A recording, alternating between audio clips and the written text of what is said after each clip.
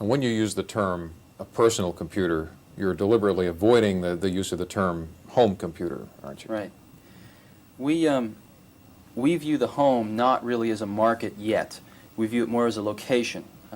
We sell a lot of personal computers that are used for financial analysis, for education in schools, for running laboratory experiments in universities and in scientific applications. And a lot of these personal computers are used in the home as a location, some of the time. But there's not enough specific applications to cost justify spending $1,000 to $3,000 for a personal computer to be used in the home yet. So we don't think the home is quite yet ready either culturally or economically. What type of person would need a personal computer today of the type you offer? Well, it gets back to the question of what is a personal computer again. Again, another analogy. There was an article in Scientific American in the early 70s which compared the efficiency of locomotion for various species of things on the planet. In other words, they measured how much energy it took for a bird to get from point A to point B compared with the energy it took a fish to get the same distance, and a goat and a person and all sorts of other things. And they ranked them, and it turns out the condor won. Condor was the most efficient, and man came in with a rather unimpressive showing about a third of the way down the list. Somewhat disappointing. But someone there had the insight to test the efficiency of man riding a bicycle. And man riding a bicycle was twice as good as the condor, all the way off the end of the list.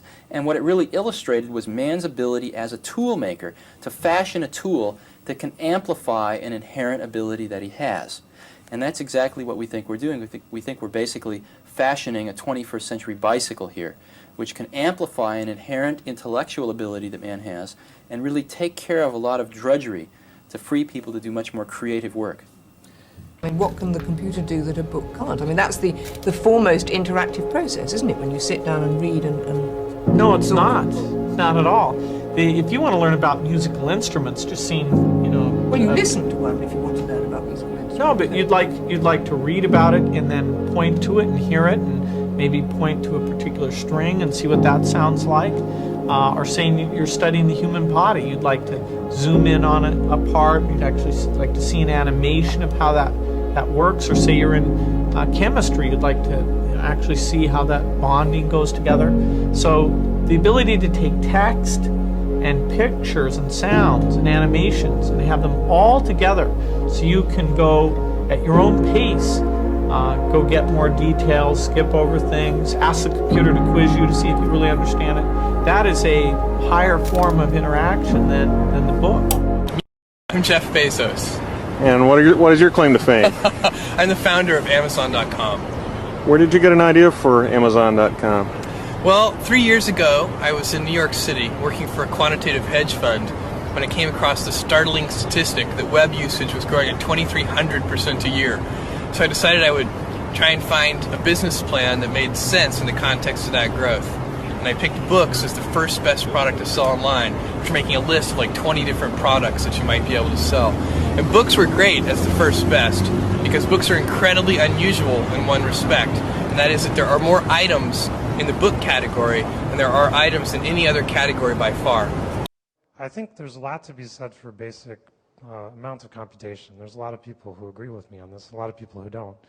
But my prediction is that when AI happens, it's going to be a lot of computation and not so much clever blackboard, whiteboard kind of stuff, clever algorithms, but just a lot of computation. And my theory is that if you look at your programming, your DNA is about 600 megabytes compressed. So it's smaller than any modern operating system, smaller than Linux or Windows or anything like that, your whole operating system. That includes booting up your brain, right, by definition. And so your program algorithms probably aren't that complicated. It's probably more about the overall computation, but that's my guess. We have some people at Google who are really trying to build artificial intelligence and to do it in a large scale and so on. And in fact, to make search better, we really need to make, to do a perfect job of search, you could ask any query and it would give you the perfect answer, and that would be artificial intelligence, right? Based on everything being on the web, which is pretty close approximation. So I think we're lucky enough to be working incrementally closer to that. But again, very, very few people are working on this, and I don't think it's that far off as people think. I think we'll see intelligence continue to scale all the way up to where most of the power of the sun is harnessed for compute, and then ultimately most of the power of the galaxy.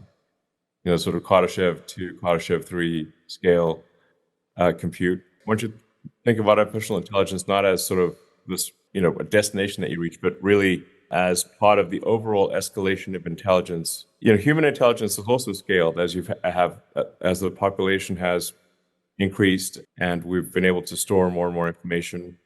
Human intelligence is scaled because of population declines and low growth rate. Human intelligence is somewhat plateauing and will actually decline. My guess is that I think that we might have AI smarter than any single human at anything as soon as next year. Wow. And then probably within say 2030, probably AI is smarter than the sum of all humans. Do you think humans are on the decline because the AI is evolving?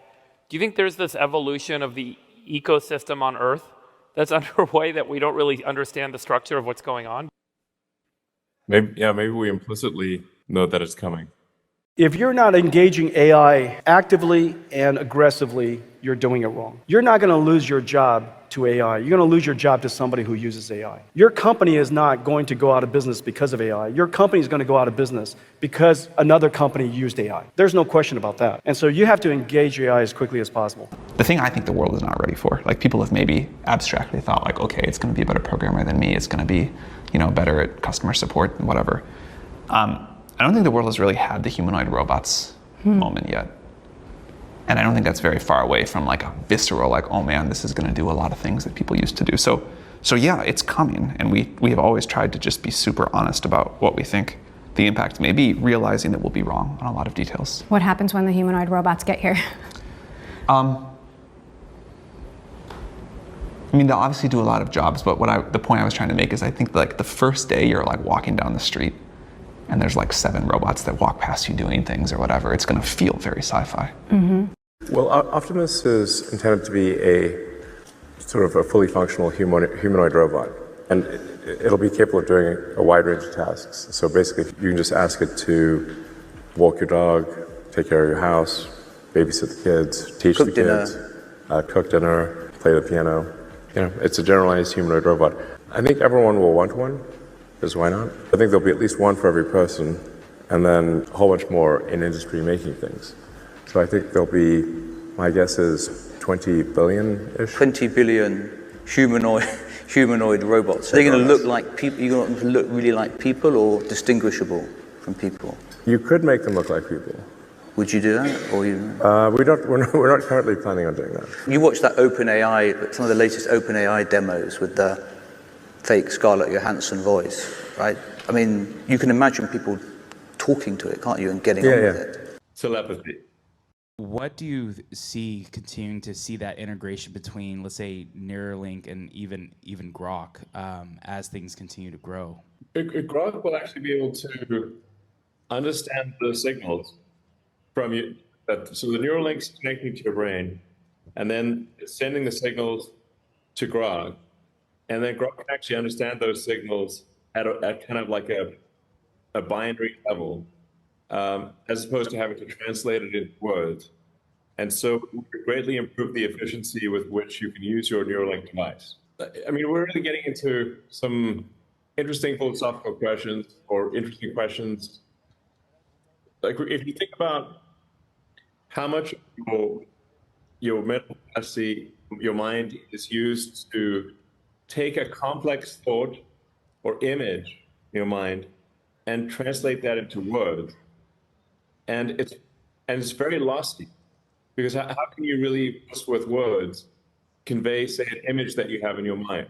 It's very difficult to do so. And if you're not an artist, it's actually very difficult to actually get the image from your mind onto a computer or paper. But the computer could do that.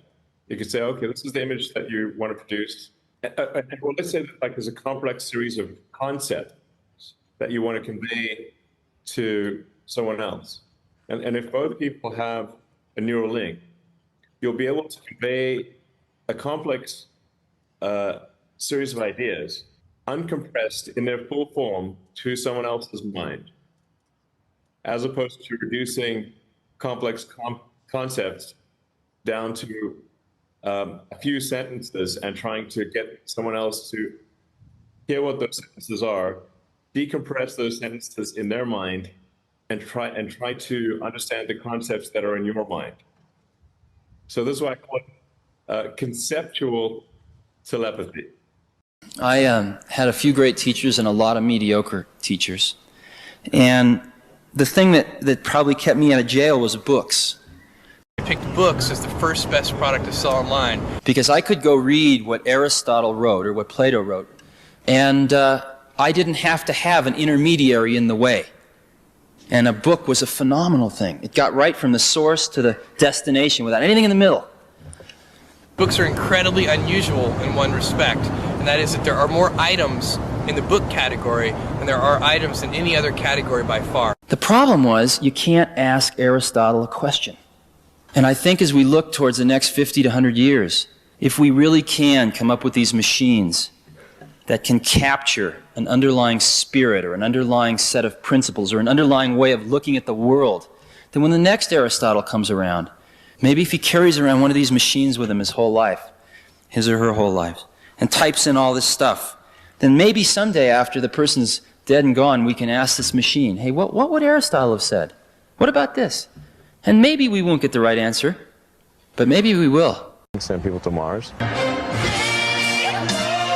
The payload on this test launch is Musk's Midnight Cherry Tesla Roadster, with a dummy named Starman. It's headed for an elliptical orbit around the sun that extends as far out as Mars, and it could remain in orbit for hundreds of millions of years. And the side boosters that got the Falcon Heavy into space, Musk got them back intact. They stuck their landings at Cape Canaveral Air Force Station. Manuel Bojorquez, CBS News, Kennedy Space Center. All right, we got to show you more live pictures from space. Coming up in about 90 minutes, if all goes well, rockets on board will fire again, sending the Roadster on its way towards Mars. We're going to start building these giant gigawatt data centers in space. So these giant training clusters, those will be better built in space because we have solar power there 24/7. I think we'll see intelligence continue to scale all the way up to where most of the power of the sun is harnessed for compute, and then ultimately most of the power of the galaxy. And the solar power there are no clouds and no rain, no weather. So you can build. We will be able to beat the cost of terrestrial data centers in space in the next couple of decades. How many of you want a Starlink phone? Who wants a Starlink phone? Oh. Is it technically Elon, possible? I know you can't see it, but it's everyone. Yeah, it's everyone. All right, cool. So this is a kind of a long-term thing. It will allow SpaceX to deliver high bandwidth connectivity directly from the satellites to the phones. But there are hardware changes that need to happen in the phone. So since these frequencies are not supported in current phones, the chipset has to be modified to add these frequencies. And that probably is a 2-year time frame. What we're doing with Neuralink is dramatically increasing the bandwidth. What we're talking about here is going from maybe 1 bit per second to ultimately megabits and then gigabits per second. If you look at your programming, your DNA is about 600 megabytes compressed. And the ability to do consensual telepathy. We take a concept in our mind and we compress that into a small number of symbols. Your ability to communicate is very limited by how fast you can talk and how fast you can type. And what we're talking about is unlocking that potential. I think having a high bandwidth interface to the brain, we're currently bandwidth limited. We are extremely bandwidth constrained in that interface between the cortex and your sort of that tertiary digital form of yourself. And helping solve that bandwidth constraint would be, I think, very important for the future as well. So one of the, I think, most common questions I hear ambitious young people ask is, And maybe someday after the person's dead and gone, we can ask this machine, hey, what would Aristotle have said?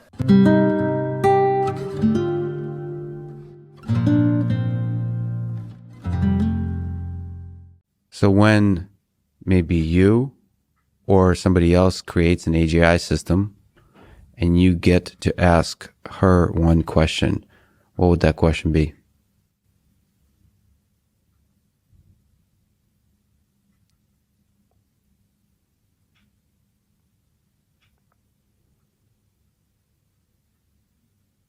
What's outside the simulation?